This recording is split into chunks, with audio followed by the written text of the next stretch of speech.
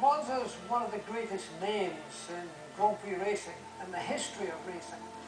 Many good memories, but of course many tragic ones too. In this very area, 40 years ago, one of my best friends, Jochen Rindt, died.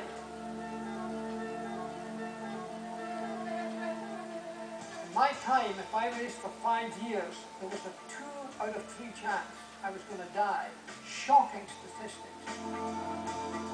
As I was growing up, I became gradually aware that my dad was a racing driver and that some of the names and people that we knew growing up didn't come back. The cars in those days were virtually mobile death traps. The dangers were incredible. Not just on the track itself. There was no runoff areas in those days. Very few barriers of any kind. The competition was just as great, but if you went off, it was very often, too often, curtains. You don't want that. It was a very painful experience for everyone. So what was to be done? Because I was world champion, I was able to exert influence, to get tracks changed, to get regulations changed, to make it a much safer sport. His attitude was, this is my job and I don't expect to die doing my job. It takes a lot of courage to stand up and start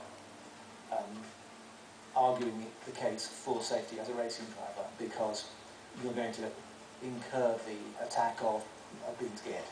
People regarded Jackie as a wimp, and it was only because he was world champion with enormous status and credibility that he was able to get done what he did get done.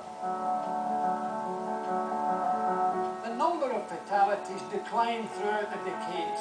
15 fatalities in the 50s, 12 in the 60s, 10 in the 70s, and 44 in the 80s. From 1990 to 94, there were no fatalities at all until the San Marino Grand Prix, when Ayrton Senna died.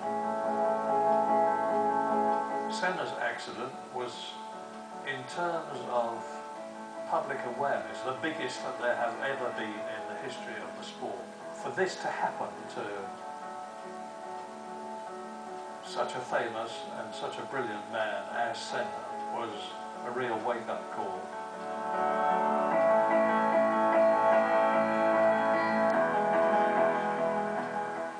The only thing I can say about this is I hope we learn from this. I think there is a lot to learn from, and we have to use this, and things like this, they shouldn't happen without taking the experience from it. It's been crucial that drivers took some action and showed that they were united, at least in their concern for safety. Drivers' meeting of today, we agreed to form the Grand Prix Driver Association. Jackie is here to say a few words about his role in the past and what we're doing now. At the end of the day, you're the guys who are in the cockpit and are greatest at risk.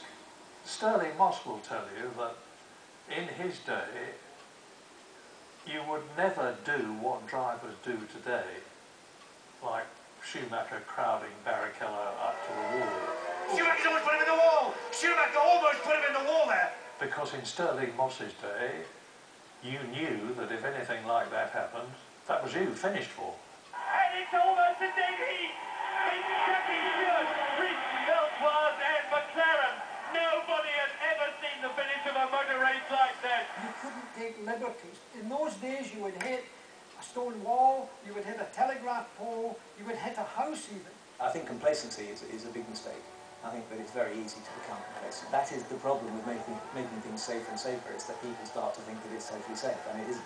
You can never think that it's not going to happen to you as a racing driver, and you can never back off from looking for more safety. Formula One remains an extremely hazardous sport. But thank heavens, Formula One now is immeasurably safer than it used to be.